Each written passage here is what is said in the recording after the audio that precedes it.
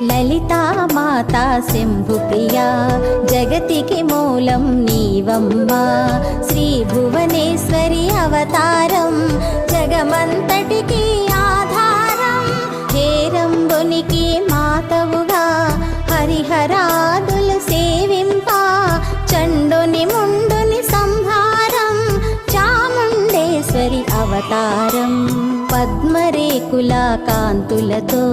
బాలా త్రిపుర సుందరిగా హంసవాహన రూపిణిగా వేదమాతవై వచ్చితివి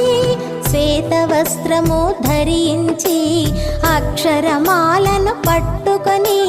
భక్తి మార్గము చూపితివి జ్ఞాన జ్యోతిని